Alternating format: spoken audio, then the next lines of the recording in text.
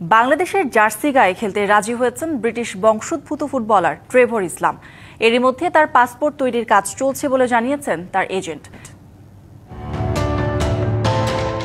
দিন দিন বাংলাদেশ জাতীয় দলে যুক্ত হচ্ছেন প্রবাসী ফুটবলাররা। হামজা চৌধুরী ও সুমিত সোমের যোগদানের পর থেকে এই ধারা আরও জোরালো হচ্ছে। এতে নতুন করে আশার আলো দেখছে বাফুফে। বাংলাদেশের দীর্ঘদিনের সমস্যা নাম্বার 9 পজিশন, সেই ঘাটতি পূরণে নতুন আশার নাম হতে পারেন যুক্তরাষ্ট্রে বেড়ে ওঠা ফুটবলার ট্রেভর ইসলাম। বর্তমানে তিনি স্ট্যানফোর্ড মেন্স সকার ক্লাবের হয়ে খেলছেন। গোল করার অসাধারণ দক্ষতার জন্য পরিচিত এই ফরোয়ার্ড। তাকে ঘিরে ইতিমধ্যে আশাবাদী ফুটবল মহল। তিনিও লাল সবুজ জার্সি গায়ে জড়ানোর ইচ্ছা প্রকাশ করেছেন।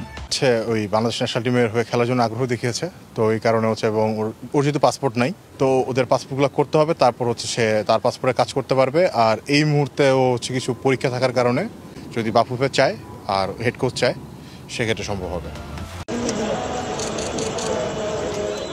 হামজা চৌধুরী, যিনি বদলে দিয়েছেন বাংলাদেশের ফুটবল নিয়ে সবার ভাবনা, প্রিমিয়ার লিগে খেলা এই ফুটবলারের লাল সবুজের জার্সি গায়ে মাঠে নামার গল্প যেন নতুন এক অনুপ্রেরণা। তিনি দিন দিন আগ্রহ বাড়াচ্ছেন বাংলাদেশি বংশোদ্ভূত ফুটবলারদের মাঝে।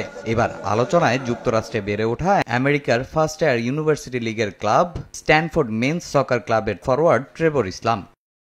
দুর্দান্ত ফিনিশিং ও পজিশনে ইতিমধ্যে নজর কেড়েছেন তিনি। লাল সবুজের জেনুইন নাম্বার 9 এর অভাবটা পূরণ হতে পারে তার মাধ্যমে। ট্রেভরের বাংলাদেশি পাসপোর্ট তৈরির কাজ চলছে পুরো দমে। ওর বাবার আর দাদার পাসপোর্ট আছে বাংলাদেশি, বাট এগুলো হাতে লেখা পাসপোর্ট, অনেক বছর আগেই, যেটা কিনা ইনভ্যালিড হয়ে গেছে।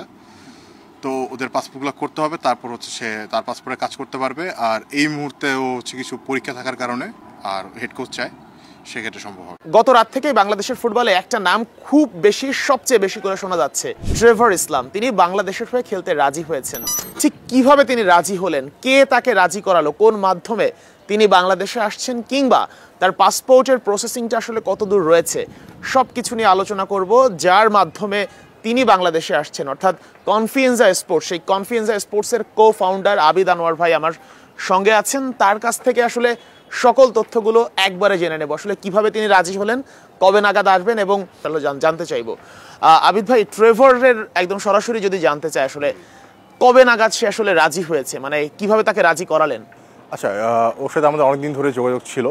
ও একটা ইউনিভার্সিটি টিমই খেলা ওখানে আর্জেন্টিনারও বেশ কয়েকজন প্লেয়ারের সাথে একই টিমে খেলতো। আমি নামটা একটু ভুলে গেলাম, বাট ওই প্লেয়ারটা নিকো পাজেরও টিমমেট ছিল একটা সময় 2020-তে। বাট ও এখন খেলা ছেড়ে পড়াশোনায় বেশি ফোকাসড। তো তারই টিমমেট ছিল ট্রেভর ইসলাম। বা ট্রেভর ইসলাম এখন পর্যন্ত খেলা ধরে রাখছে, সেই সাথে পড়াশোনা করতেছে।